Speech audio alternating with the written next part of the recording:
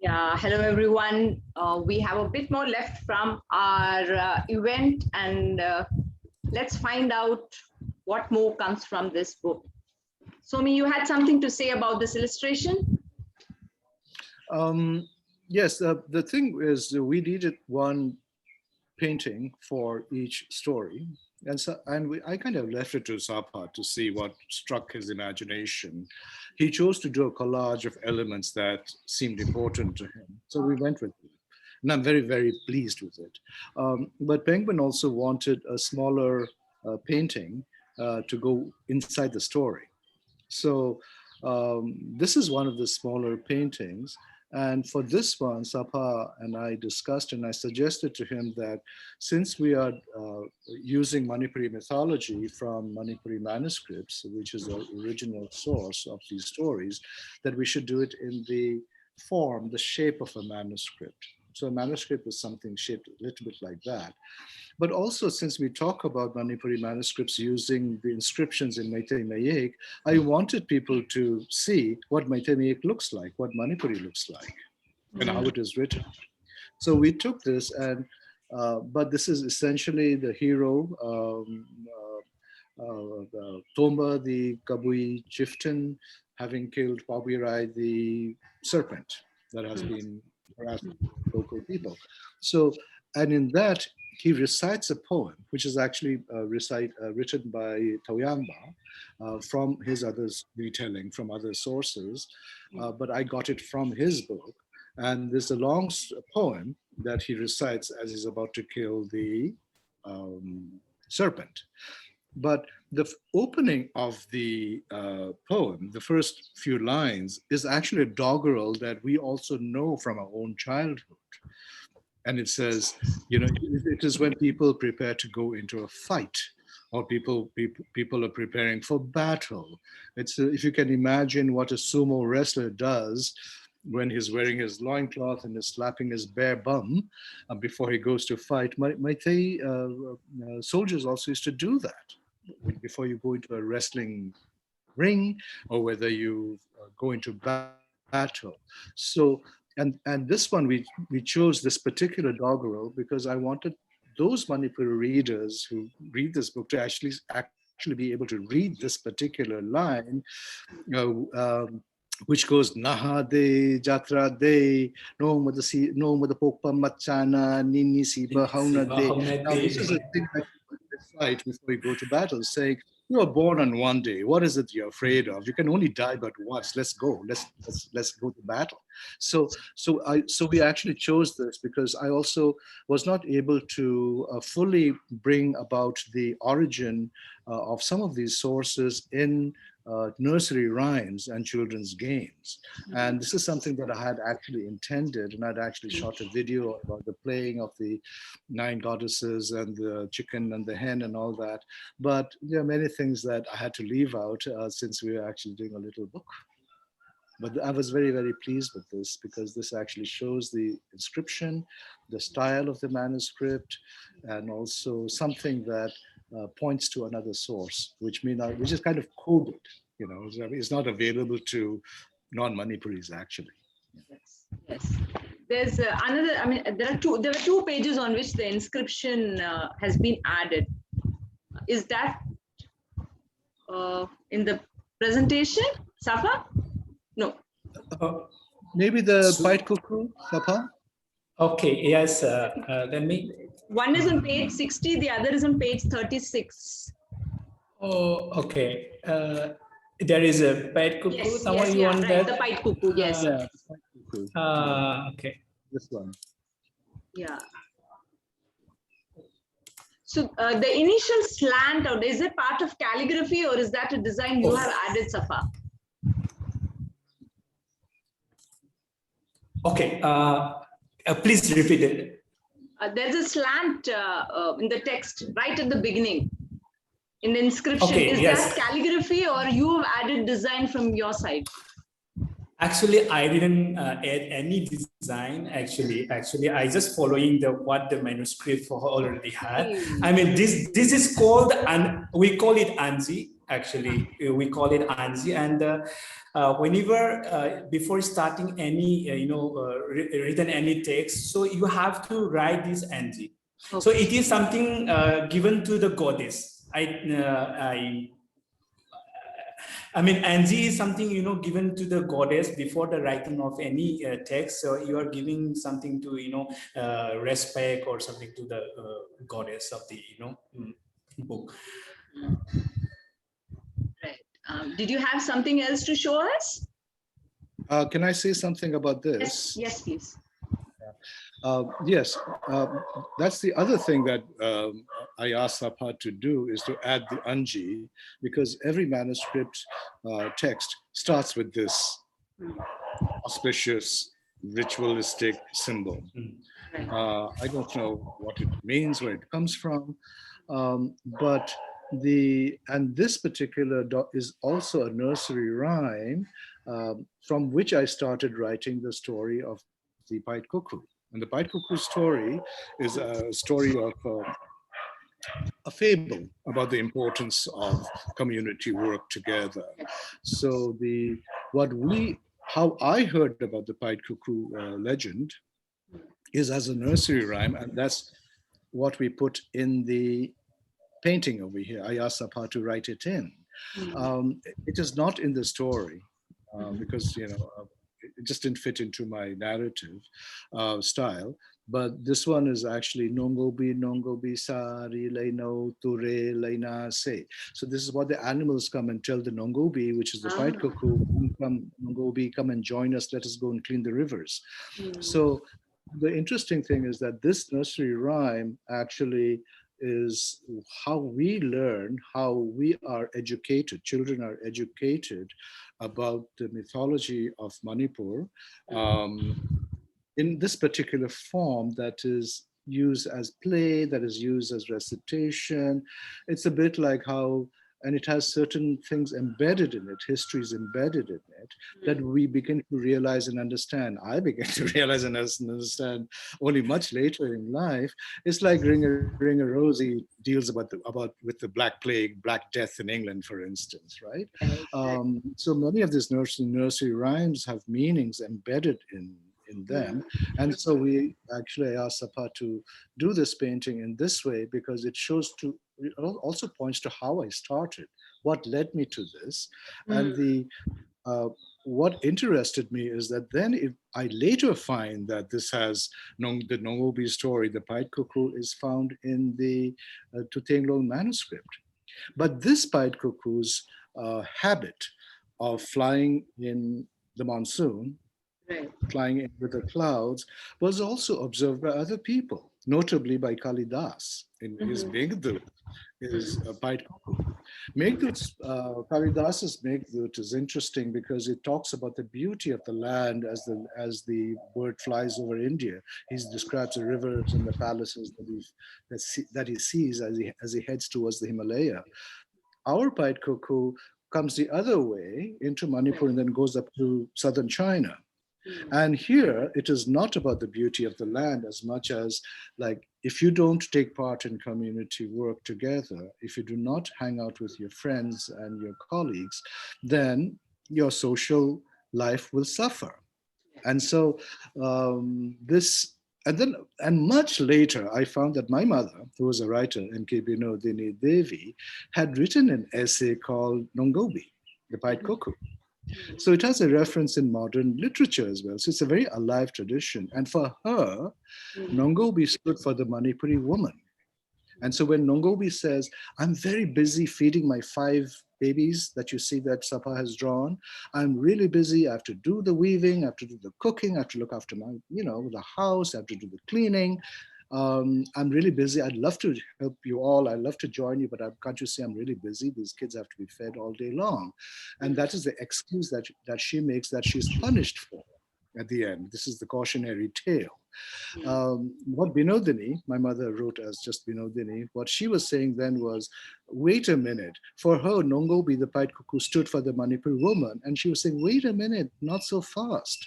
The Manipuri woman is a very busy person. She does have a point. She does have to do everything. She doesn't have a moment to spare in her life. So take it easy on her, give her a little break. So I was kind of interested from both from the rhyme that I heard to all the way via the manuscripts and writing the Penguin book, and then coming towards the end, finding that there's actually a reference in modern Manipuri literature as well. Did you have something to add to the other illustrations? Sapha? Yes, there is some, you can find a different.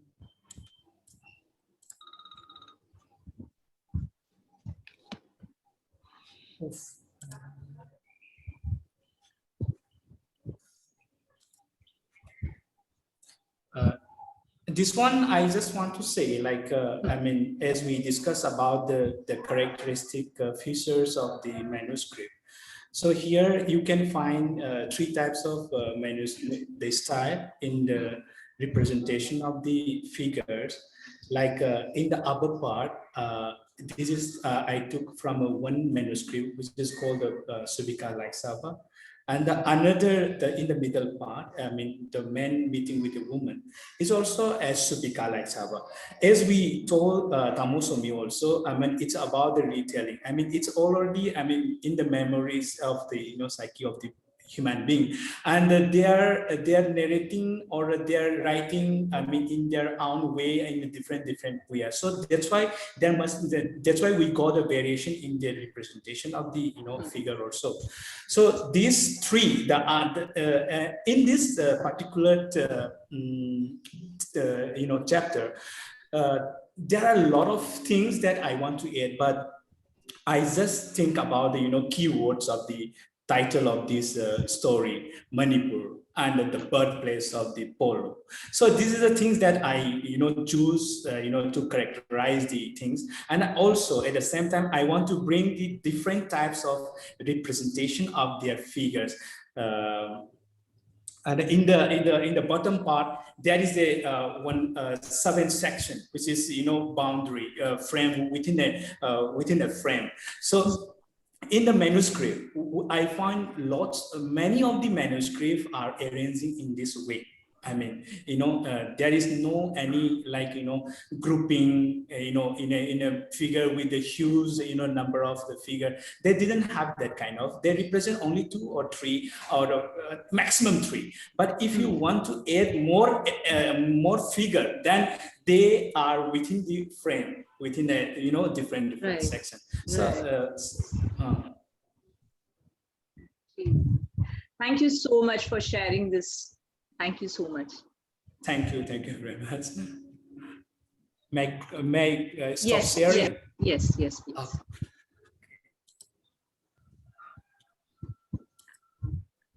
Thank you so much for this wonderful session. I'm very glad both of you have put your heart and soul and created this labor of love.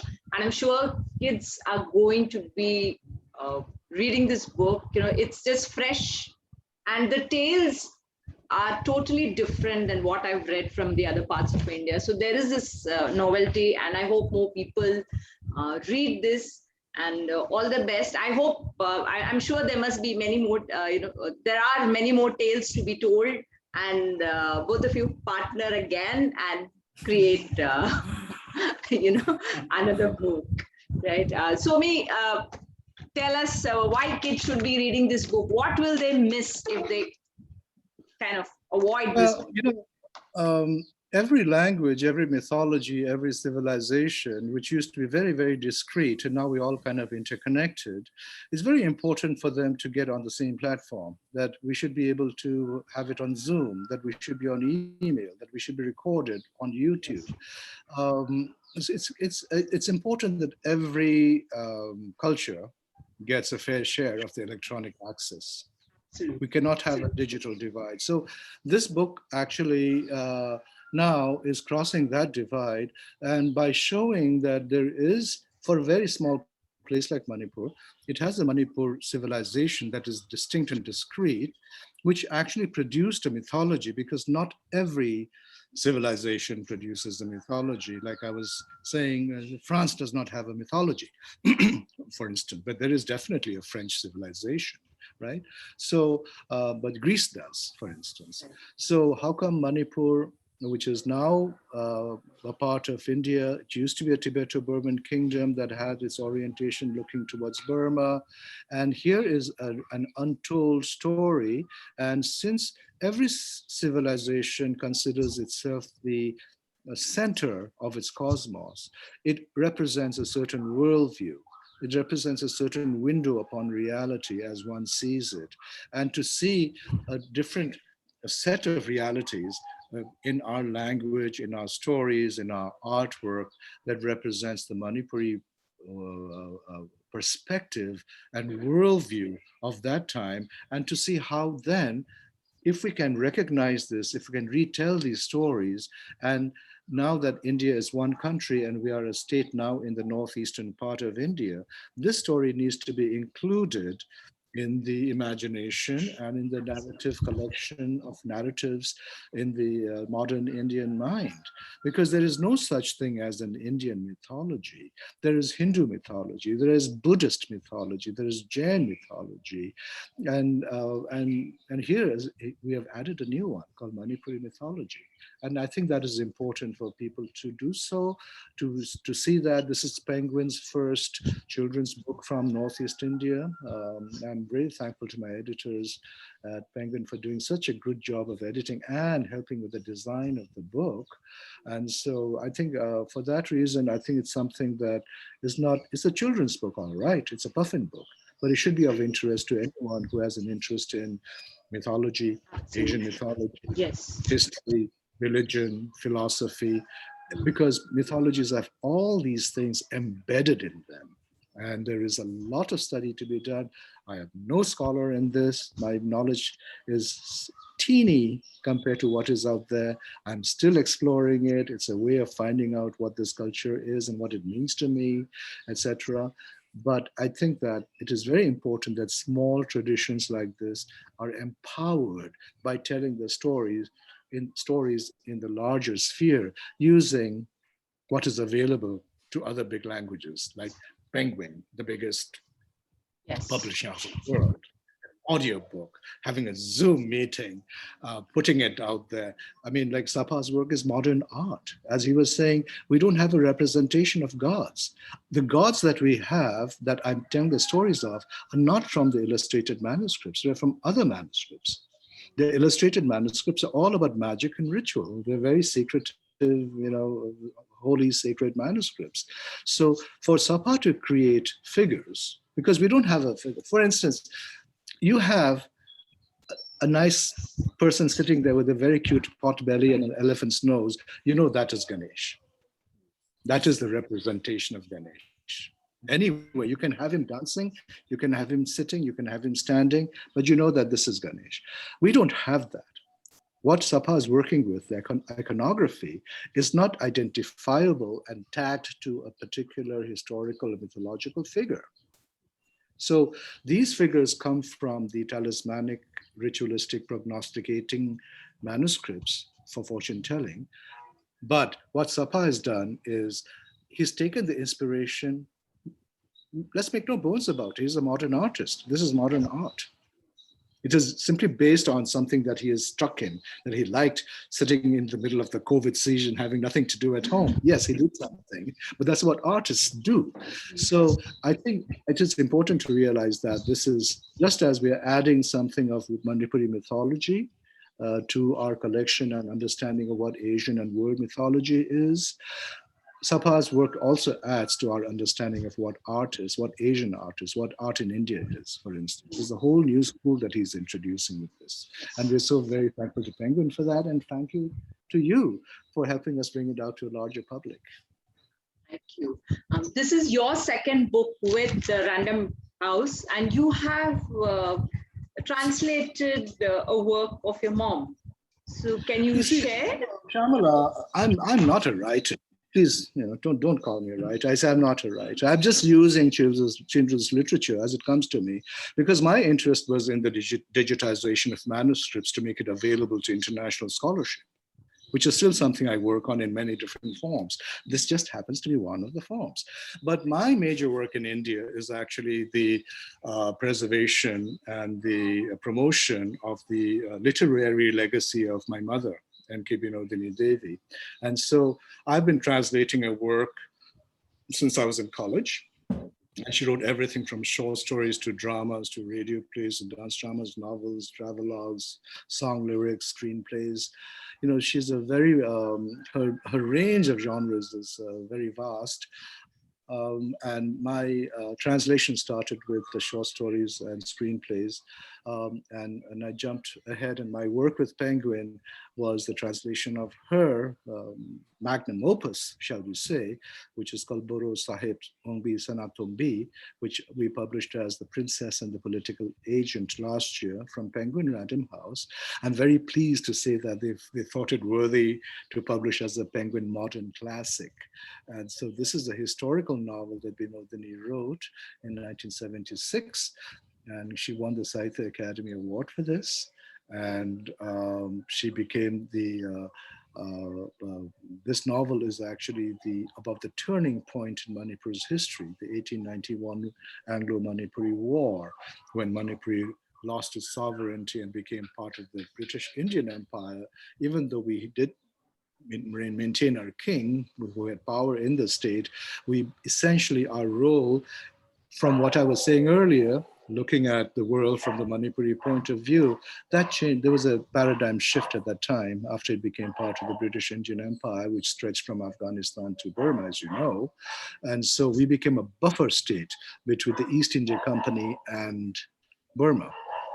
So, so there are many historical notes to this, and the novel, which is this, can you see it? Yes, just right. Yes, absolutely. Yeah. Yeah, it's called The Princess and the Political Agent. And so we translated this. So I translated, this is the fourth book I've translated, from Binodini's work. And I'm working on another book right now, even as we speak. And so that's my main work, is to actually preserve the literary legacy and to promote and get her books out there. I've also published 2 books of her unpublished manuscripts, and that's kind of a thing to do. So that's what I do. I'm a translator, I'm a cultural connector, I'm a curator, basically. And sometimes when I'm required to, I become a writer. Yeah, thank you so much. Thank you for all that you do. And I hope you create more works, preserve more works. Thank you. There's lots more to do, I mean, I only chose 12 stories, and I just chose the ones with animals and birds because I like animals and birds. And kids love animals and birds. And they're fun to draw and fun to make them talk and all that. But really, there's so much of this, even though it's a very, very small manuscript tradition, by the way, Shyamala. We only have about 40,000 manuscripts, but when one cave in Dunhuang in China has 150,000 manuscripts in like 5 or 6 different scripts and languages. Those monks collected everything.